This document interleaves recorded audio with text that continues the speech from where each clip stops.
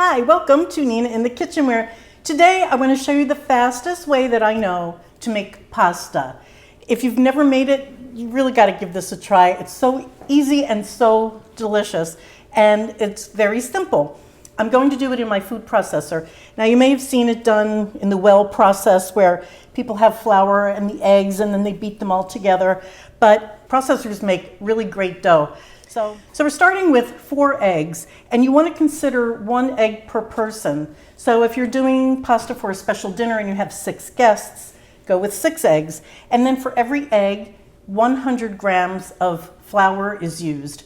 That's just a little over 3/4 of a cup. So either way that you want to measure it is fine. I have 384, not 400 grams of flour, and then I have a little in reserve just in case it gets too sticky, because as you know, flour changes with humidity and you're working with fresh eggs.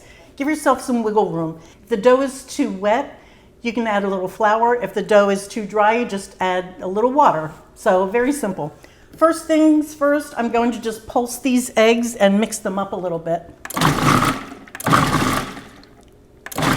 That's it. As far as the flour goes, I have all-purpose flour, and I think in the United States it's the easiest stuff to find.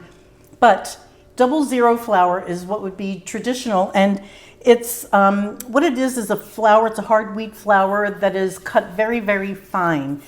There's many different kinds of pasta that you can make. Some with semolina flour, some with olive oil. It's all over the place. Today, I'm just doing the most simple one, and it's also so very delicious. Just all-purpose flour. So that goes in.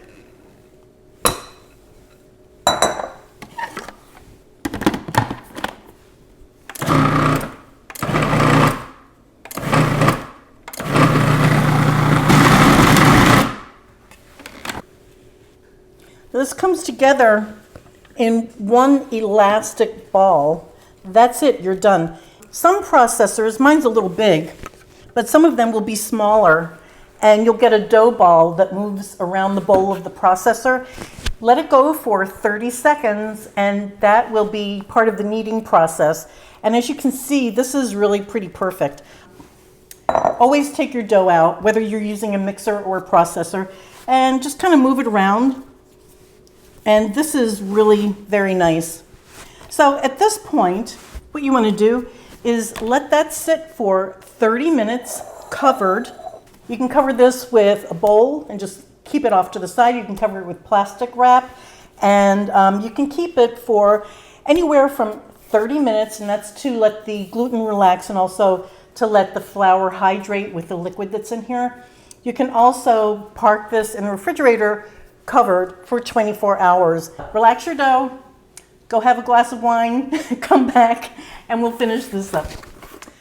Well, now we're ready to roll the pasta. It's been resting, and so this is ready to go. I have a brush that I have dry written on, so this brush never gets wet. I use it for pastries, and I use it to dust this pasta off too, because at some point or another while you're rolling the pasta, you're going to have flour on it and maybe just a little more than you want. So you just dust it off.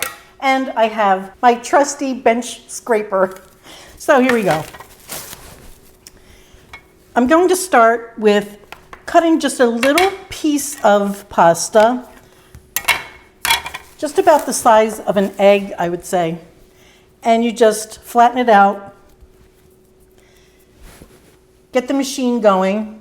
This is such a great invention, putting a pasta roller into a Kitchenaid.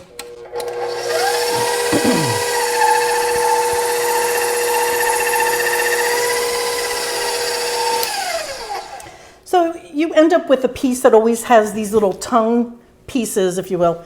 So what I do is I just push them into the middle. You fold it into thirds, just like that, and run it through again on the same setting. This is the widest setting, number 1 or number 0, depending on your machine.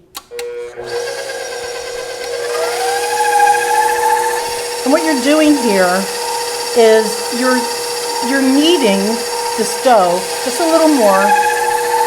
So this is part of the kneading process. I'm going to do it one more time.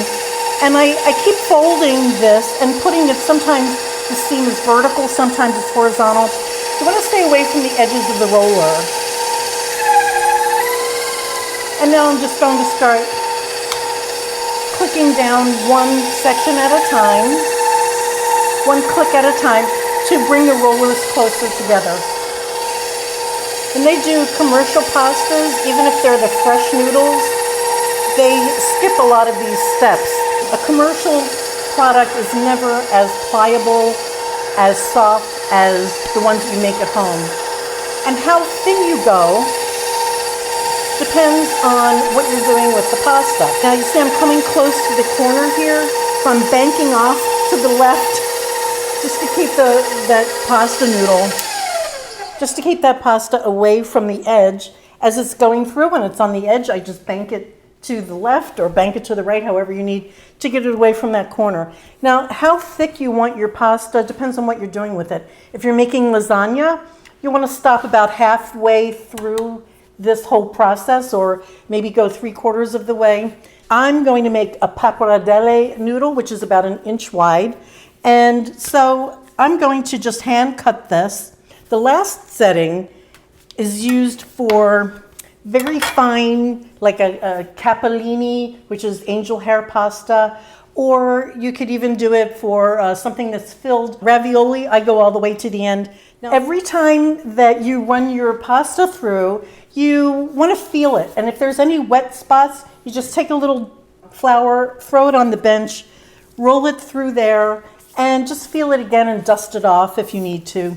Just dust it with a brush. You want to let these pasta pieces sit on a clean towel, just like this. And if you're afraid that they're too wet and they'll stick to this, then put a little flour on the towel. Dry it enough that it's still pliable, but it's drier than it is right now.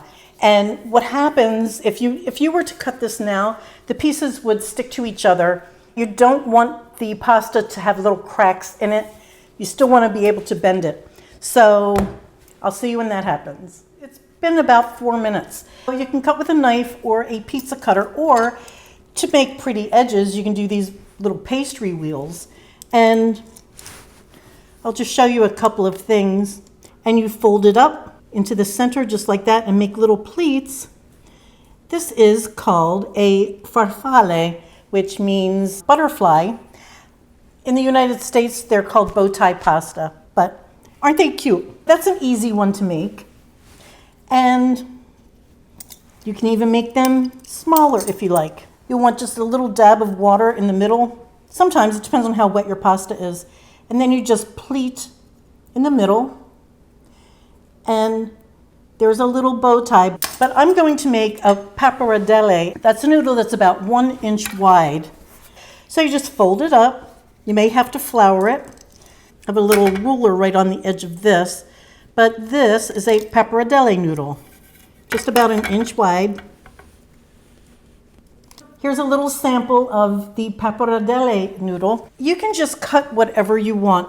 I'm going to do a tagliatelle, and that is just a little wider than a fettuccine noodle. But even if you don't have a roller, you can get the kids in the kitchen. I've done this in kids' cooking classes. You get kids in the kitchen and you do this.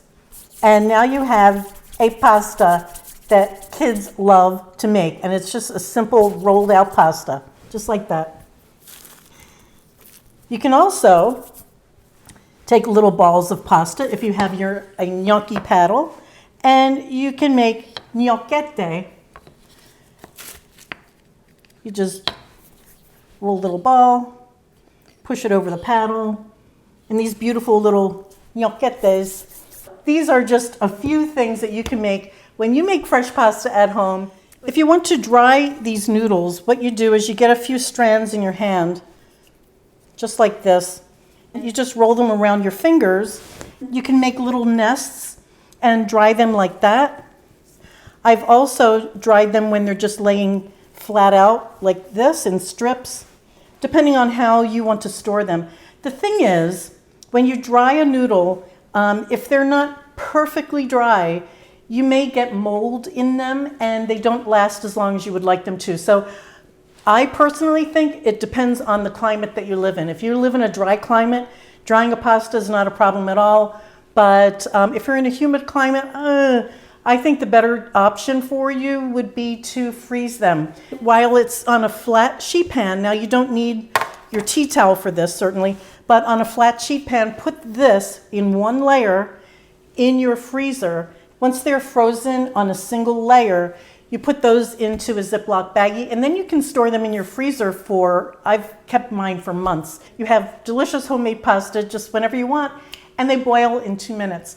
So I hope you have learned something here. I hope that you're going to make this. This is a great way to up your culinary skills, and won't your friends be impressed? Thank you so much for watching. Bye, guys.